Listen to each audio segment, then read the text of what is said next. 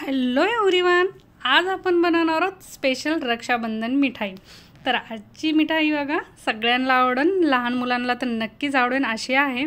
तर आजची मिठाईचं नाव आहे ड्रायफ्रूट डेट्स चॉकलेट।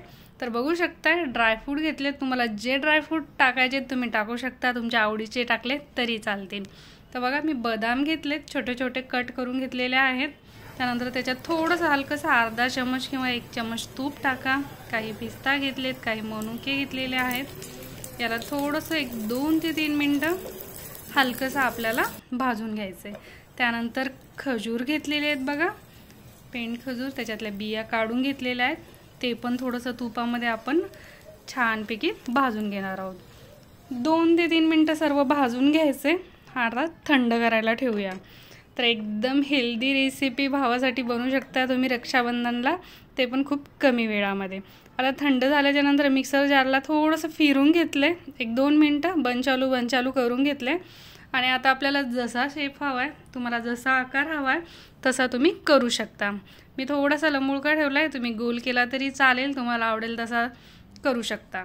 तर तूप लावलं होतं हाताला थोडंसं चिटकू नये म्हणून, आणि सगळे एकाच आकाराचे चॉकलेट बनवून घेतलेले आहेत बघा। तर तयार झालेत आपले चॉकलेट। आता मी डार्क चॉकलेट घेतले किंवा डेअरी मिल्क घ्या, तर मेल्ट करून घ्यायचे। खाली पाणी ठेवले गरम करायला आणि काचेच्या बाउलमध्ये घेतले काढून चॉकलेट, आणि 1 ते 2 मिनिटांमध्ये मेल्ट होतं। मेल्ट झालं की त्याच्यामध्ये आपण चॉकलेट टाकायचेत आणि बाहेर काढायचेत। तर बघू शकताय तुम्ही आपले चॉकलेट किती छान असे झालेले आहेत। तर आता ह्या चॉकलेटवर मी थोडंसं मिल्की बार टाकून घेत आहे बघा। तर मिल्की बारचं पॅकेट आहे, त्याला मी गरम पाण्यामध्ये टाकले आणि छोटंसं कट मारला। तर एकदम छान वेगळे काहीतरी डिझाईन तुम्हाला हवी तशी करा, किंवा तसंच, किंवा वरतून थोडेसे ड्रायफ्रूट पण लावले तरी चालतील। तर बघू शकताय तुम्ही 5 मिनिटामध्ये होणारी रेसिपी आहे। तर नक्कीच या रक्षाबंधनला करून बघा, आणि रेसिपी जर आवडली तर लाईक करा, शेअर करा।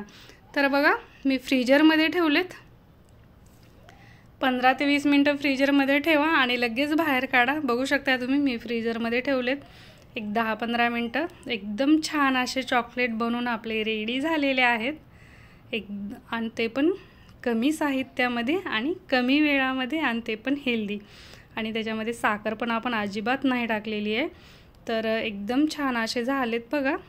तर पूर्ण व्हिडिओ बघितल्याबद्दल थँक्यू। परत भेटू एक नवीन रेसिपीसोबत। Bye bye.